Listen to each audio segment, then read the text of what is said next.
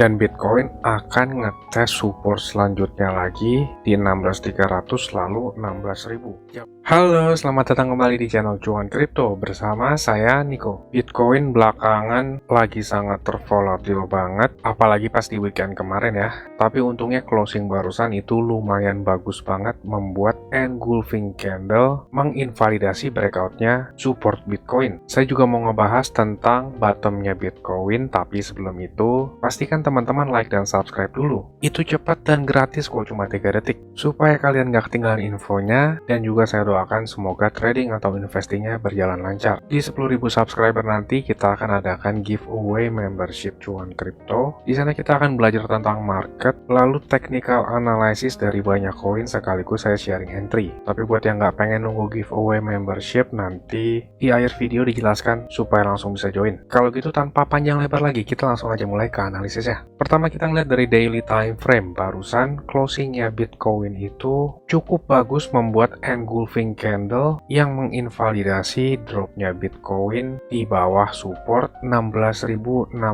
ini. Apalagi saat terjadi drop kemarin itu pada saat weekend dan pada saat sesi Asia, yang rata-rata saat weekend itu volume transaksi tipis. Jadi kalau ada order besar yang masuk itu bisa menggoyang marketnya. Sekarang kita ngeliat lagi Bitcoin di atas 16.700. Sebelumnya saat 16.600 di breakdown, itu banyak banget orang di luar sana yang teriak kita akan langsung ke 16.000 bahkan ke 14.000. Ya itu mungkin bisa aja terjadi, tapi selama kita masih di struktur market, kita nggak perlu jauh-jauh langsung menganalisis ke area sana. Selama 16.000 masih belum di broken atau belum di breakdown, ini masih clear banget kelihatan higher low. Di update video terakhir saya ngebahas tentang Elliott Wave sekaligus peluang trade. Ada macam-macam kan tuh tipe orang ya. Saya ngebahas dari berbagai sudut pandang sekaligus Elliott Wave. Potensial Wave 2 retracementnya itu ada di area sini. Itu dijelaskan di video terakhir ya.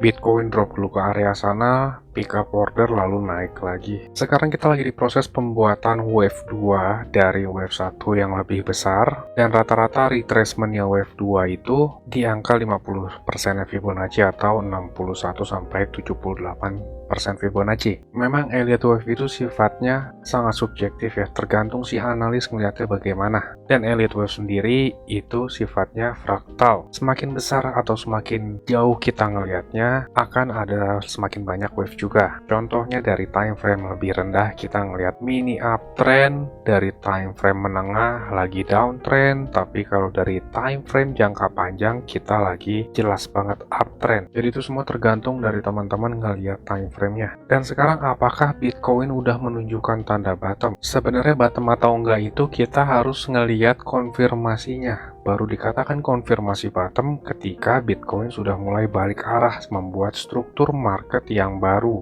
itu bisa dikatakan bottom. Tapi di sini kan kita ngelihat nih potensial bottom areanya Bitcoin sekaligus tanda-tanda kuatnya. Karena kita dari setahun belakangan itu downtrend, bisa dikatakan bear market, dan potensial bottomnya Bitcoin saya ngelihat tanda yang cukup menarik di sini ketika Bitcoin di time frame weekly udah membuat bullish divergence. Di tahun lalu saat kita bull market, Bitcoin jelas banget di sini membuat bearish divergence ketika price action atau struktur marketnya membuat higher high, tapi indikator atau momentumnya membuat lower high. Perbedaan ini menjadi tanda awal market itu udah memiliki atau dekat dengan puncaknya. Nggak lama, beberapa bulan setelahnya market langsung drop, dan sekarang kita di sini ngelihat kebalikannya, yaitu bullish divergence. Saat struktur market membuat lower low, tapi momentum indikator itu makin naik. Di sini artinya saat di sini harganya makin turun, tapi momentum buyer itu makin banyak dan makin kuat. Perbedaan inilah yang dinamakan divergence. Sekaligus tanda awal seperti ini yang menunjukkan market mau balik ke arah. Kita ngelihat saat membuat bearish divergence dari top ke bottomnya itu drop 76%. Rata-rata bear marketnya Bitcoin antara 80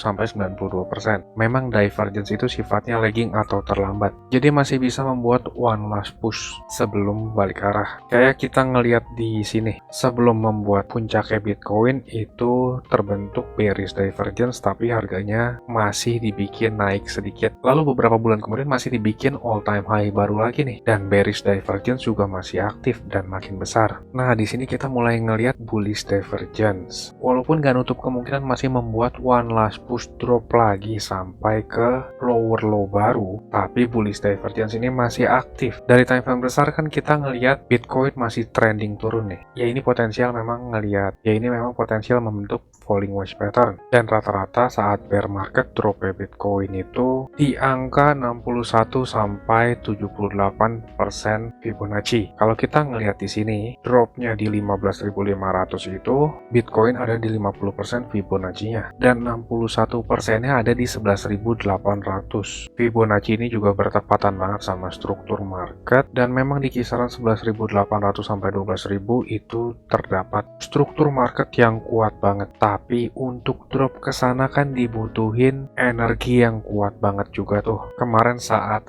FTX crash aja hanya drop 21%. Kalau kita ukur untuk sampai ke area bawah sana lagi di support selanjutnya itu 30%. Bisa dikatakan 30% tambahan dropnya itu harus ada event yang benar-benar besar untuk mendukungnya. Sebagai contohnya, FTX sebagai exchange terbesar kedua di dunia hanya ngasih drop 20%. Dan misalkan everything's good, semua baik-baik aja, kebijakan pemerintah sejalan sama ekonomi, area support di 16.000 ini udah cukup tuh membuat bottomnya Bitcoin. Dengan catatan bottom itu kan setelah terkonfirmasi, dan konfirmasinya setelah market membuat struktur market yang uptrend. Uptrendnya itu baru di atas 21.500 atau 22.000. Jadi seperti itu gambaran bottomnya. Nggak perlu kita drop level support sedikit langsung teriak ke 13.000, ke 11.000, dan lain-lain. Market itu kan bergeraknya dengan struktur, nggak langsung sekali jalan. Mau naik itu ada proses, mau turun pun ada proses. Kalau drop yang besar ini itu faktor eksternal. Jadi teman-teman selama punya trading plan, mau market kayak apapun juga teman-teman bisa untung walaupun ngambil posisi counter trend atau posisi long pada saat ini. Kalau kita ngeliat dari time frame lebih rendah lagi, masuk ke 4 jam, Bitcoin ini membentuk broadening wedge pattern, dan broadening wedge pattern ini rata-rata terbentuk karena ketidakselarasan antar investor. Jadi pattern itu terbentuk dari psychological para pelaku pasarnya, atau ini juga bisa terbentuk dari faktor fundamentalnya. Contohnya itu dari naiknya political risk atau ketika earning season. Jadi market itu very bullish at some points and very bearish at other points. Itu yang membentuk dari broadening wedge pattern. Pattern atau trendan itu terbentuk dari 2 points atau area pembalikan arahnya. Walaupun lebih banyak lebih bagus, tapi minimal 2 kali touch dari atas maupun bawah trendannya. 2 on the top and 2 on the bottom. Dan patternnya ini masih belum breakout, masih ada di dalam zonanya. Kemungkinan besarnya memang menjadi broadening bottom wedge. Tandanya lagi kita di sini ngelihat Bitcoin membuat bullish divergence juga yang sudah confirm. Harganya turun tapi momentum indikatornya naik. Ini kalau kita perbesar membuat bullish divergence walaupun momentumnya nggak kuat-kuat banget, tapi tetap aja lebih tinggi dari momentum sebelumnya. Dan Bitcoin langsung naik lagi, ngetes trendline atasnya. Kemarin juga saya ngejelasin ke teman-teman di grup mengidentifikasi support yang di breakdown. Itu ada di video member kemarin tentang detail penting dalam analisis. Oh ya, kemarin saya juga ngebahas tentang Ethereum, dan warning ke teman-teman jangan nge-short walaupun ada di area resistance. Kita putar sebentar supaya ada gambaran isi di grup gimana ya. Ini rentan untuk breakout, ngetes lagi ke 1230-an. Walaupun bad news di luar sana banyak, nah itu Ethereum ngetes ke 1230 sekarang. Ethereum ada rejection dari area sana, kurang lebih ya sesuai sama ekspektasi video terakhir update member. Tapi kita kembali ke Bitcoin dulu deh ya. Di sini kan Bitcoin balik lagi di atas 16.600 dan sangat berpotensial banget ini penyelesaian wave A-nya atau corrective move-nya dari wave 2. Kita di sini sedang mencari pantulannya Bitcoin. Potensialnya itu ke area berapa? Dan rata-rata B-Wave itu ada di atas 61,8%, tapi